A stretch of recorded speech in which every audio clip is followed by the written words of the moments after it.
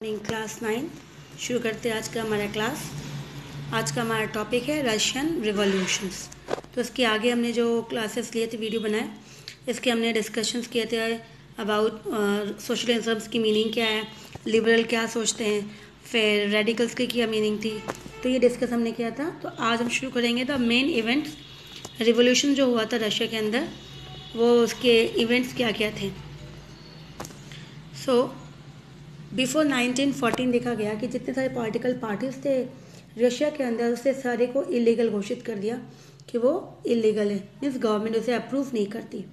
इन 1898 Russian socialist democratic worker party जो थे, उन्होंने ये पार्टी बनाई रशिया के अंदर, social democratic worker party, workers ने बनाई वहाँ पे, और फाउंडेड बाय सोशलिस्ट। और किसने फॉर्म किया? Those who believe in socialism, तो उन्होंने फॉर्म किया सोशलिस्ट। और वो लोग जो थे वो कार्ल मार्क्स जो थे, उनकी आइडियाज़ से बहुत ज़्यादा इन्फ्लुएंस थे, तो उनकी आइडियाज़ के बेस पे उसने ये पार्टी बनाई। लेकिन क्या देखा गया, however it had to operate illegally illegal organization because of the government policies.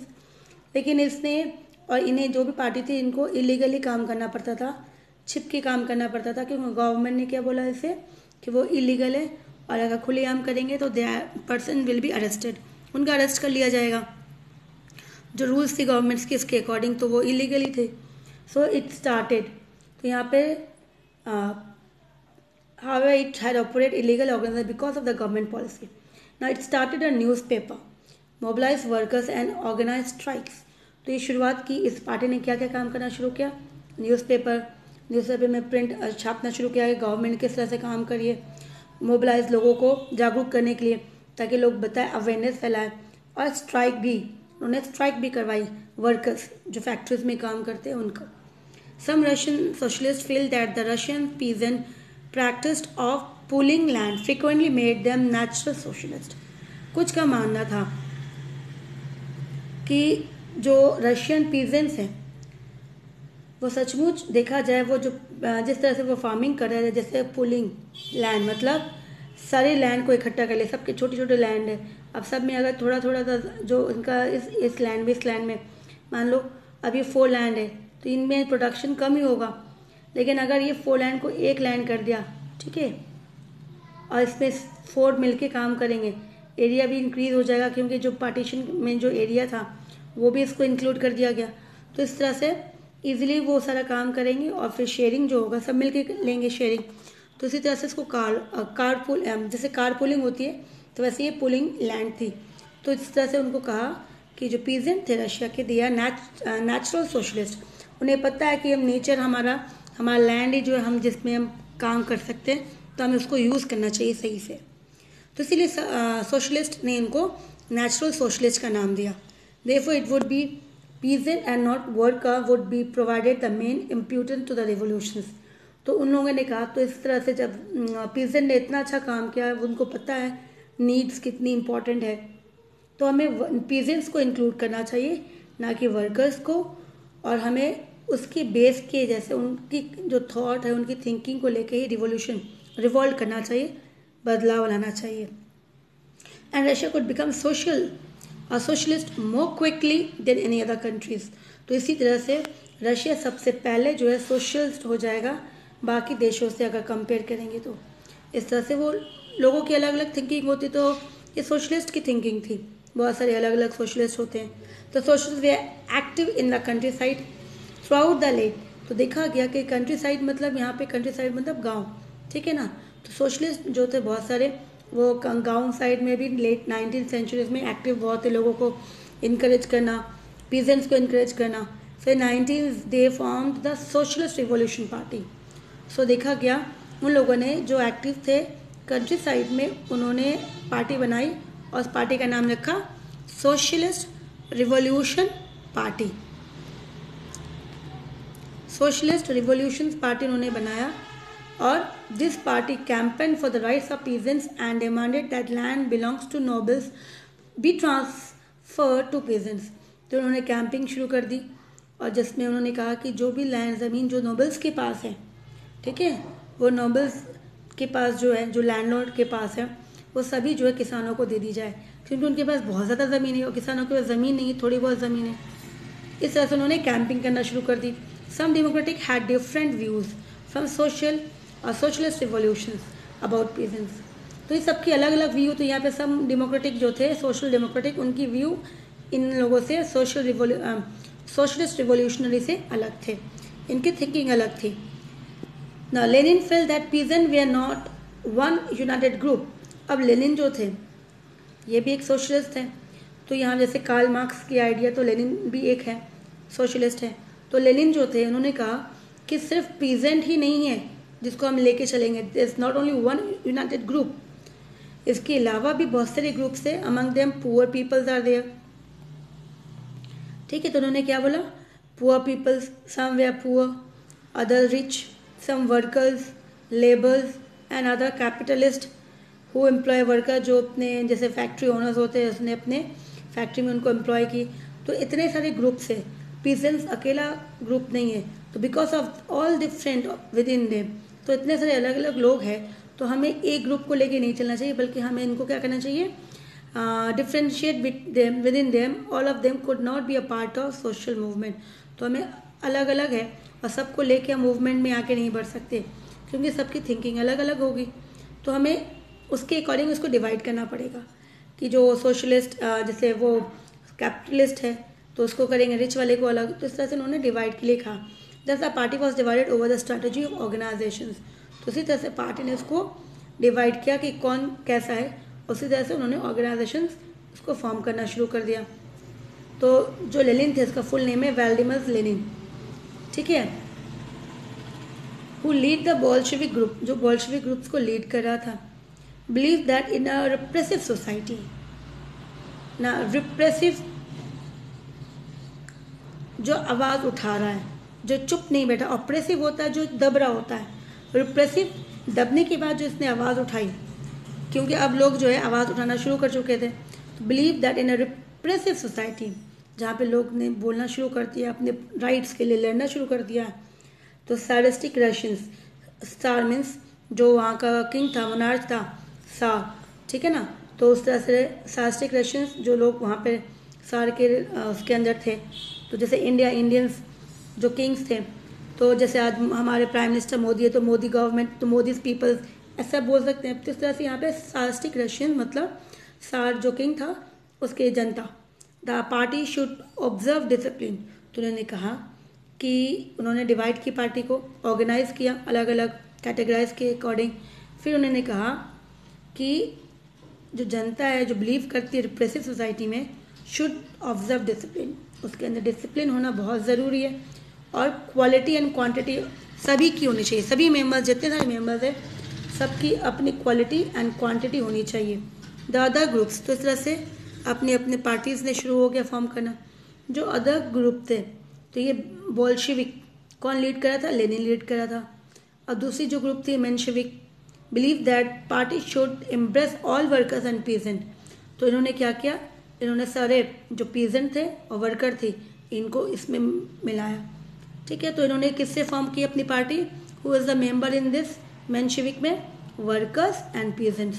और एज इन जर्मनी, जैसा जर्मनी में ये ऑलरेडी हो चुका था कंसेप्ट, तो इसी तरह से उनको जर्मनी वाले को फॉलो किया और इन्होंने मेंशेविक पार्टी बनाई। Now reasons behind this satisfaction among workers and peasants, peasants and workers के बीच में जो थे डिससेटिस्फेक्शन की होने लगी। Most industrialist in Russia way privately owned by industrialist, तो जितने सारे रशिया के अंदर इंडस्ट्रियलिस्ट थे वो प्राइवेट इंडिविजुअल्स थे, जिसके अपनी बिजनेस के अकॉर्डिंग जब पैसे आए तो उन्होंने इंडस्ट्री में पैसे लगाए और धीरे धीरे वो इंडस्ट्रियलिस्ट बन गए। इंडस्ट्री में बहुत ज़्यादा प्रॉफिट होने लगा। So the large factory they are administered, तो देखा गया कि वो फैक्ट्रीज बहुत बड़ी होने लगी। The large factories way administered by two ensure minimum wages and limited hours for work, लेकिन साथ साथ उन्होंने क्या किया, उन्होंने काम कराना शुरू किया वर्कर से। तो वेजेस जो थी, उनकी जो पेमेंट थी वो बहुत ही कम होती थी, लेकिन वर्किंग आवर्स जो होता था, समय जो होता था काम करने वाला, वो बहुत लंबा होता था।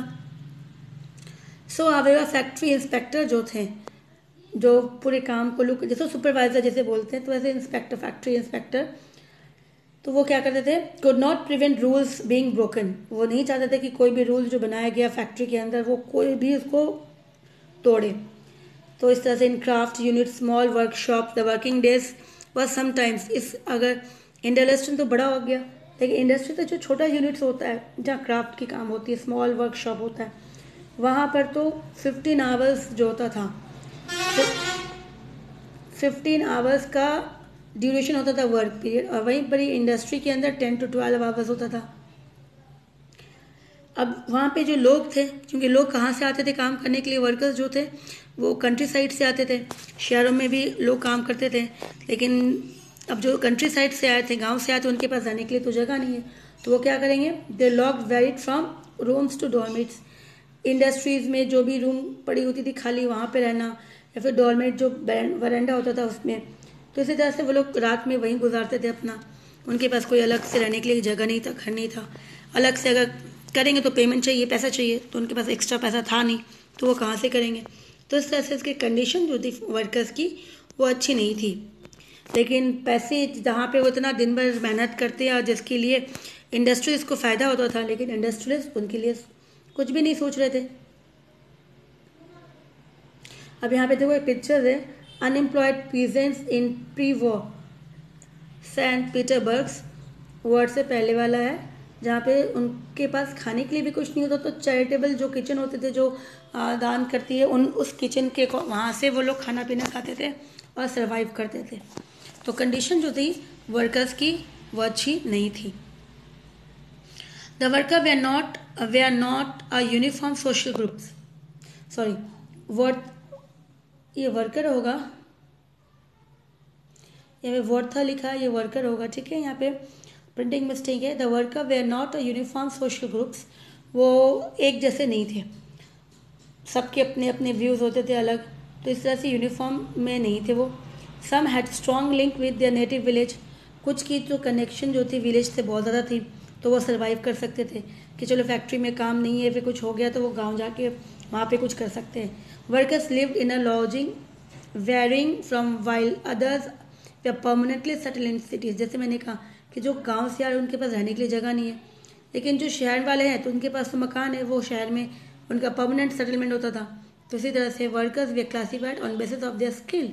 अब वहाँ पे जो वर्कर्स होते थे जो काम कर रहे हैं, उनको डिवाइड किया कि उनके क्या काम आता है, उसके काम के अकॉर्डिंग ही उनको पेमेंट किया जाता था और जॉब में रखते थे अकॉर्डिंग टू दियर स्किल कि उन्हें क्या काम आता है। मेटल वर्कर जो था, मेटल वर्कर सेंट पीटर्सबर्ग में रिकॉल, तो इस तरह से उन्होंने अपनी रिकॉल की, मेमोरीज को रिकॉल की कि सेंट पीटर्सबर्ग में consider themselves aristocrats among other workers, क्योंकि मेटल्स वर्कर्स की डिमांड ज़्यादा थी, तो ज़्यादा डिमांड से मतलब उनके पास काम ज़्यादा है, अब काम ज़्यादा है तो पेमेंट भी अच्छी पास है उनके पास, तो इसी तरह से इनका कंडीशन बाकी वर्कर्स के साथ अच्छा था, बाकी वर्कर्स से कंपेयर करेंगे तो ज़्यादा अच्छा था।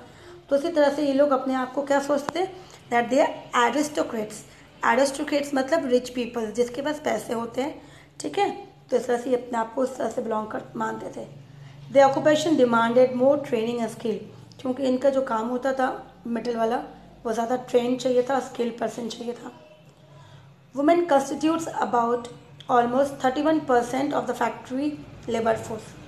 अब फैक्ट्री में जो भी लोग काम करते थे 1914 तक, because 1914 was the first world war broke down, तो 14 तक, बाय 1914 तक आ गया, 31% जो थे फैक्ट्रीज के अंदर वर्कर्स में 31% वुमेन्स का पार्टिसिपेट होता था। यहाँ पे वुमेन्स जो थे पार्टिसिपेट करती थी वर्क में, they working in industry, but payment जो थी इनकी we are paid less than man, उनका पेमेंट मैन से अलग होता था, कितना, बिटवीन हाफ और 3/4, आधा या फिर 3/4, इतना कम देते थे पेमेंट वुमेन्स को। तो इस तरह से डिस्क्रिमिनेशन था, भेदभाव, दैट जेंडर को लेके। तो division among workers way distinguish in their dresses and manners also, साथ साथ इनका जो अलग से डिस्टिंग्विश मतलब ये भेदभाव कर रहे हैं, तो उससे उनकी ड्रेसेस सेंस से भी अलग अलग लोगों की अलग अलग ड्रेसेस होती थी और मैनर्स होता था कि किससे किस तरह से बात करना है, इससे भी पता चल जाता था कि वो जो है भेदभाव करते हैं। सम वर्कर्स फॉर्म एसोसिएशंस, कुछ वर्कर्स ने अपने आप को हेल्प करने के लिए, दूसरों को हेल्प करने के लिए एक एसोसिएशन बनाया, so that in times of कभी कुछ ज़रूरत पड़ा या फिर अनएम्प्लॉयमेंट की सिचुएशन आ जाती है, कोई क्राइसिस आ जाता है, तो वो अपने साथी को, अपने वर्कर को, वर्कर को उस ऑर्गेनाइजेशन जो पैसे कलेक्ट करी थोड़ी बहुत, उससे वो कुछ लोगों की मदद कर सके। तो इसी तरह से उन्होंने एसोसिएशन फॉर्म किया। डिस्पाइट देम, इसके अलावा भी divisions workers did unite to stop work when they disagree with employees about dismissals और वर्क कंडीशंस। साथ साथ ऐसा भी देखा गया डिविजन्स, इनको जो डिवीज़न होता था अलग डिवाइड कर दिया वर्क के अकॉर्डिंग, स्किल के अकॉर्डिंग, तो वर्कर डिड यूनाइट। फिर भी इनके साथ डिवीज़न करने पर भी देखा गया वर्कर जो है हमेशा एक साथ खड़े हो जाते थे यूनाइटेडली लड़ने के लिए। कभी भी किसी के साथ अगर कुछ बुरा होता है या फिर उनको नौकरी से निकाल दिया गया या फिर डिसमिस या फिर उनके वर्क कंडीशंस अच्छा नहीं है, उनके साथ इंसल्ट किया गया, तो ये सारे इकट्ठा हो जाते थे। So this strike way help frequently, जिससे वो एक दूसरे को हेल्प करें या फिर स्ट्राइक में चले जाते थे। तो देखा गया स्ट्राइक इस तरह से जो बहुत सारी हो चुकी है टेक्सटाइल इंडस्ट्री में, जहाँ पे कपड़े बनते थे ड्यूरिंग 1896, 1879 और in the metal industry during 1902 में ये स्ट्राइक्स जो है ऑलरेडी हो चुकी है। हाँ, इन रूरल रशिया गाँव में जो थे, most of the arable lands was cultivated by a farmer, but the large properties were owned by the nobilities, the crown and the Orthodox Church. तो थोड़ी बहुत ज़मीन अवेलेबल थी तो वो फार्मर्स उससे वो कल्टीवेशन करते थे, लेकिन ज़्यादा प्रॉपर्टीज़ जिसके पास देखा गया नॉबिलिटीज़ के पास। फिर क्राउन मतलब किंग के जो पैसे वाले एरिस्टोक्रेट्स वो हो गए, क्राउन्स किंग के पास हो गए, या फिर चर्च वाले के पास। जैसे चर्च वाले को क्या हमने पढ़ा था फ्रेंच रिवोल्यूशन में, एक तो नॉबिलिटीज है क्लर्जी, ठीक है, तो इन सब के पास क्लर्जी वाले, नॉबिलिटीज वाले और किंग के पास ही देखा गया ज़्यादा प्रॉपर्टीज़ थी, ज़मीन था। Like worker peasant they also divided, workers जैसे डिवाइड किया तो पीजेंट्स को भी डिवाइड किया। They were divided, they were devoutly religious too, ये बहुत ज़्यादा धार्मिक होते उस समय, जो पीजेंट्स थे बहुत ज़्यादा धार्मिक होते थे अपने रिलीजियस मैटर पे। But they had no respect for the nobilities in few cases, भले वो इतना धार्मिक थे लेकिन कहा गया अपने नॉबिलिटीज़ के लिए उनके लिए कोई रिस्पेक्ट नहीं था। नॉबिलिटीज़ में ज़मींदार जो थे, पैसे वाले जो थे। क्यों? It was through their service to the tsar that nobles no not through their local popularity, उनको थोड़ा बहुत जो पसंद करते थे वो इसलिए करते थे क्योंकि उनकी कनेक्शन किसके थ्रू थी, किसके साथ थी, सार, क्योंकि रशिया का जो रूलर था सार, उसका कनेक्शन उनके साथ था, नॉबिलिटीज़ का कनेक्शन किंग के साथ था। इसके लिए उसको लोग थोड़ा बहुत रिस्पेक्ट करना, उनको मानना इसलिए देते थे, ना कि उसकी कोई खुद की अपनी पॉपुलैरिटी थी। अब यहाँ पे देखा गया this was unlike France, France में जो था वह पीजेंट रिस्पेक्ट, फ्रांस में पीजेंट अपने नॉबल्स को रिस्पेक्ट करते थे, और जब भी कोई ज़रूरत पड़ती थी, उनके साथ कोई लड़ाई होती थी, तो वो पीजेंट अपनी नॉबल्स के साथ लड़ते भी थे, ठीक है, इस तरह से। लेकिन यहाँ पे रशिया में ऐसा कुछ भी नहीं था, वो लोग नॉबल्स को पसंद नहीं करते थे, सिर्फ और सिर्फ उसको इसलिए रिस्पेक्ट करते थे कि उसकी कनेक्शन किंग के साथ है। Russian peasant wanted the land of the nobles to be given to them, peasant ये चाहते थे कि जो भी लैंड जो है नॉबल्स के पास है बहुत ज़्यादा, वो उनको मिल जाए। सब्सिक्वेंटली दे रिफ्यूज टू पे rent and even murder the landlord. साथ साथ देखा गया कि जब रिवॉल्ट हुआ तो उन्होंने सबसे पहले मना किया कि वो पेमेंट नहीं देंगे, रेंट नहीं भरेंगे। किसे नहीं भरेंगे? नॉबल्स को नहीं भरेंगे, दैट इज़ लैंडलॉर्ड को पेमेंट नहीं करेंगे, रेंट नहीं देंगे ज़मीन का। जब वो नहीं माने तो जब रिवॉल्ट बढ़ा तो उन्होंने बहुत सारे लैंडलॉर्ड्स को मर्डर भी कर दी, दे हैव किल्ड देम। तो this happen frequently in southern Russia, और ये कहाँ हुआ? इस साउथ रशिया में, साउथर्न रशिया में हुआ इन द ईयर 1902 एंड 1905 में। Such incidents later spread to entire Russia. तो एक बार इंसिडेंट साउथ में शुरू हुआ तो लोगों को इंस्पायर किया, और बाकी जगह में भी शुरुआत हो गई रशिया के अंदर कि हम भी ऐसा करेंगे, हम चुप नहीं रहेंगे। तो Russian peasant different from European peasant in yet another way. तो हमने देखा सबसे पहले कि रशियन पीजेंट जो थे वो यूरोपियन से कैसे अलग थे। जैसे फ्रांस में देखा कि फ्रांस के जो पीजेंट थे वो अपने नोबल्स को रिस्पेक्ट करते थे और इन टाइम ऑफ इमरजेंसी जो भी होता था वो उनके साथ लड़ते थे। लेकिन रशिया में वो रिस्पेक्ट नहीं करते थे, सिर्फ और सिर्फ because due to connection with the tsar, then they only pay the respect, due respect. But दूसरा अनदर वे क्या है, they use to pull their land. अब हमने देखा रशिया में स्टार्टिंग में कि वो लोग क्या कर रहे थे, farmers they pull their lands, जितनी ज़मीन थी वो धीरे धीरे इकट्ठा करके और उसके साथ वो क्या करते, उनके साथ मिलके वो लोग फार्मिंग करते और डिवाइड जो भी उसका प्रोडक्शन होता उसको डिवाइड कर लेते as per the need of specific families, जिसको जितनी नीड थी उसके अकॉर्डिंग। तो ये चीज़ें रशिया में था, फ्रांस में नहीं था, मतलब बाकी यूरोप में नहीं था। तो इसी तरह से they are different from the rest of the Europeans. ठीक है।